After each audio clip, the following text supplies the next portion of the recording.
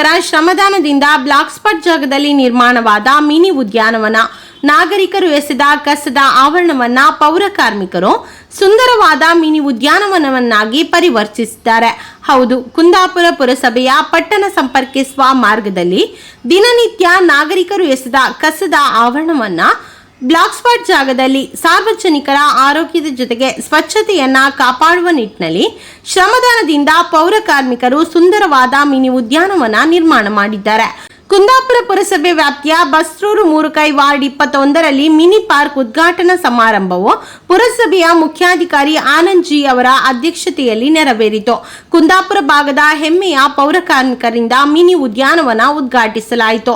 ಕಾರ್ಯಕ್ರಮವನ್ನ ಉದ್ದೇಶಿಸಿ ಪುರಸಭೆಯ ಮುಖ್ಯಾಧಿಕಾರಿ ಆನಂದ್ ಜಿ ಅವರು ಮಾತನಾಡಿ, ಪೌರ ಕಾರ್ಮಿಕರು ಕೇವಲ ತ್ಯಾಜ್ಯ ಸಂಗ್ರಹಣೆ, ವಿಲೇವಾರಿ, ಸಂಸ್ಕರಣೆ ಹೊರತುಪಡಿಸಿ ಇಂತಹ ಒಂದು ಕಲಾಕೃತಿ ಕೂಡ ಅವರಲ್ಲಿ ಇದೆ ಎಂದು ತೋರಿಸಿಕೊಟ್ಟಿದ್ದಾರೆ.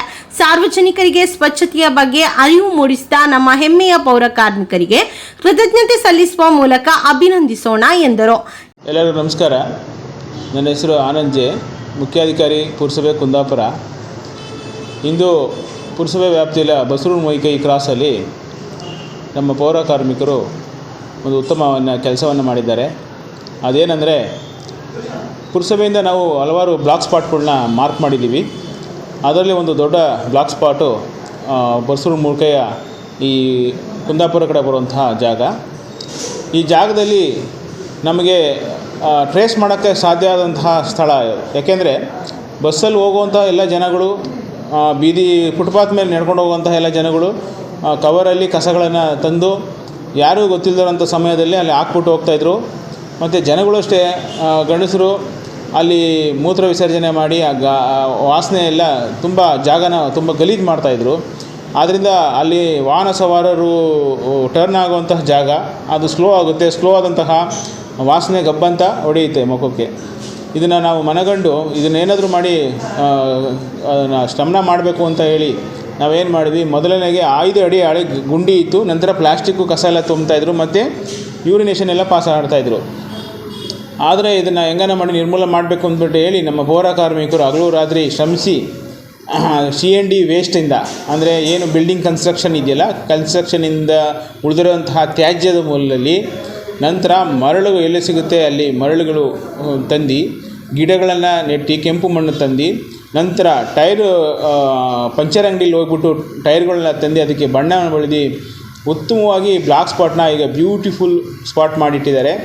ಅವರ ಶ್ರಮ ಕೆಲಸ ಶ್ಲಾಘನೀಯವಾದದ್ದು. ಇದೇ ರೀತಿಯಾಗಿ ಬ್ಲಾಕ್ ಸ್ಪಾಟ್ಗಳು ಎಲ್ಲಾದರೂ ಇದ್ದರೆ ನಮಗೆ ತಿಳಿಸಿದರೆ ನಾವು ಅದನ್ನು ಬ್ಯೂಟಿಫಿಕೇಷನ್ ಮಾಡಿ ಕಸ ಮತ್ತು ಯಾವ ಜನಗಳಿಗೆ ಅವೇರ್ನೆಸ್ ಕೊಡುವಂಥ ಕಾರ್ಯಕ್ರಮವನ್ನು ನಾವು ಮಾಡ್ತೀವಿ.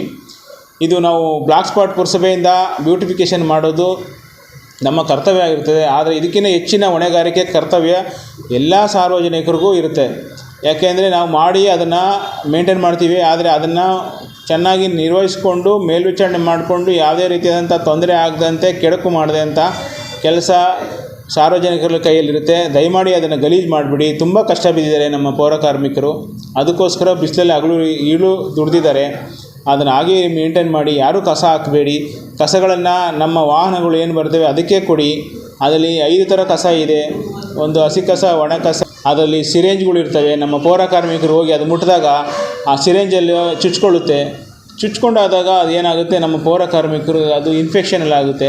ನಾವು ಅದರ ಹಿಂದೆ ನಾವು 3 ತಿಂಗಳಿಗೆ ಒಂದ್ಸಲಿ ಅದನ್ನು ಅವ್ರಿಗೆ ಆರೋಗ್ಯ ತಪಾಸಣೆ ಮಾಡಿಸ್ತಾಯಿದ್ರು ಸಹ ತಾವು ಮಾಡುವಂಥ ಒಂದು ಈ ಕಾರ್ಯಕ್ಕೆ, ಈ ಕೆಲಸಕ್ಕೆ ಅಚಾತುರ್ಯದಿಂದ ನಮ್ಮ ಪೌರ ಕಾರ್ಮಿಕರು ಸಫರ್ ಪಡ್ತಾರೆ.